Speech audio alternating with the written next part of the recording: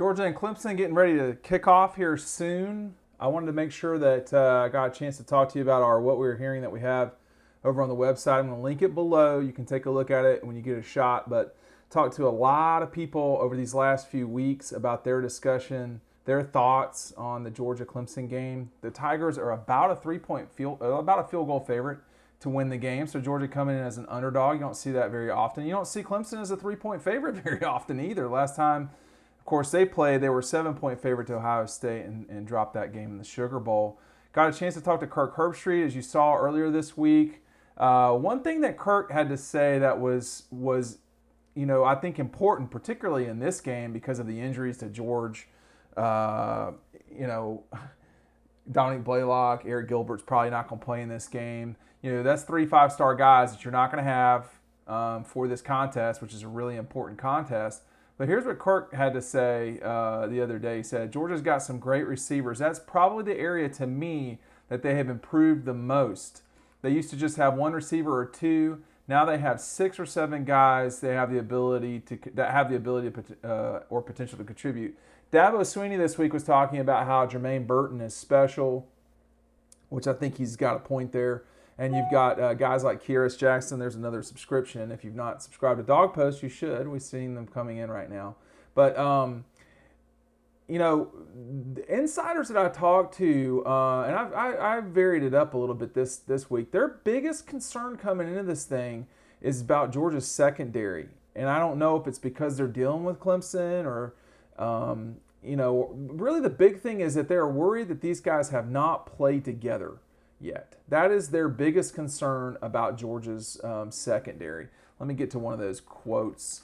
Yeah, the secondary, that's the part I'm watching maybe the most. I know that's Kirby's deal, and he's got Will Muschamp around now too, but you're replacing nearly everyone, and these guys have not played together yet. It's something to watch. Another guy told me that he was concerned about Tyke Smith not playing.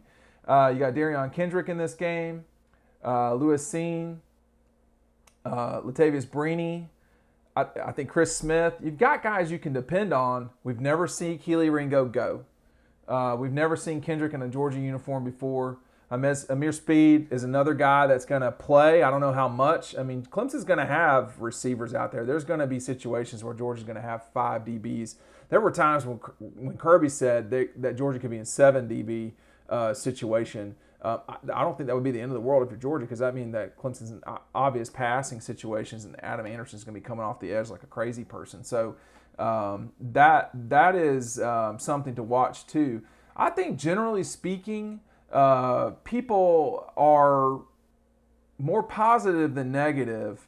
Let me read one thing here and talk about this a little bit too, about the receivers, and talking with a person who is certainly qualified to talk about the receivers. Let me turn this air conditioner off while I'm at it.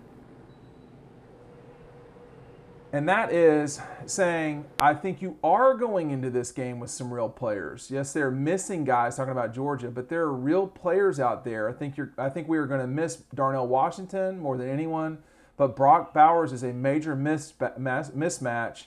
Brock just isn't 6'8". So, look, as this game comes closer to being kicked off, I think there's a lot of curiosity.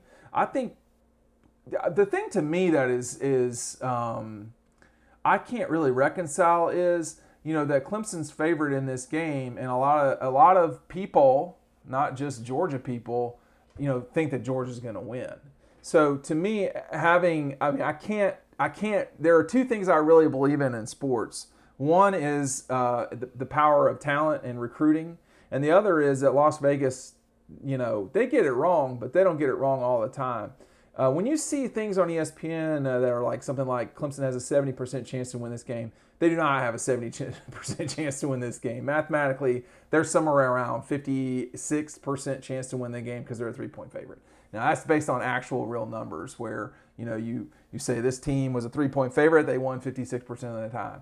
So once you get into the field goal range, it's not a toss-up, but it's very close. And for me to reconcile that's my biggest hesitancy in this entire thing is, I think you have to pay attention to that number.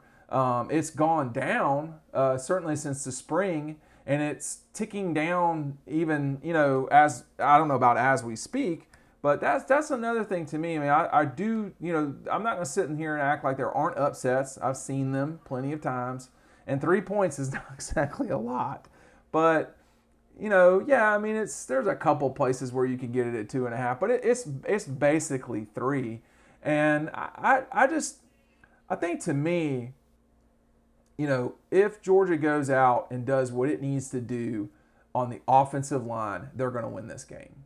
They're going to have to draw even or slightly win against Clemson's defense to win, because I think Clemson's front line on offense, I think, and a lot of people think, that's going to be a huge challenge for them. You're talking about starting a center who is not real big.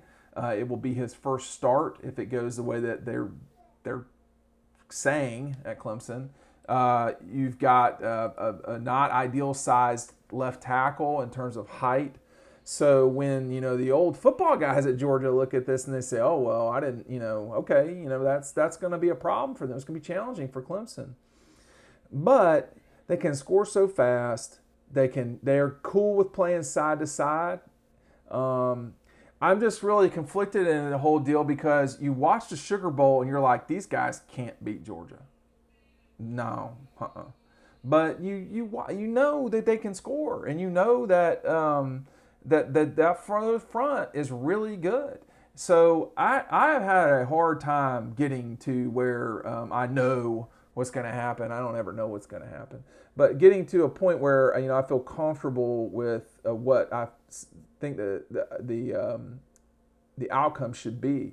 In our final feelings, which I've not linked below, but you should still go to the site and read it, I say there's 6 possible outcomes, which is the most in a game that you can have. A tight win, a tight loss, a routine win, a routine loss, and I think either team really could blow the other out. I mean, this is not like the UAB game in a couple of weeks, or the Vanderbilt game, or even the Arkansas game. Like the Arkansas game, I don't see Arkansas blowing Georgia out. I don't see Auburn blowing Georgia out. I don't see that happening.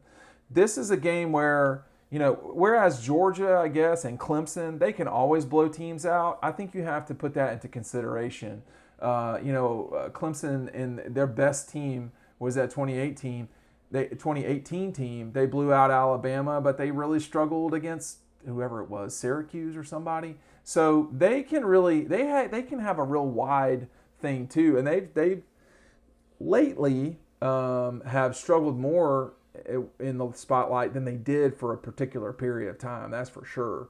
When you don't lose in an entire season, it makes it pretty easy to shine in the spotlight. But against physical teams, LSU, Ohio State, they got past Ohio State in 19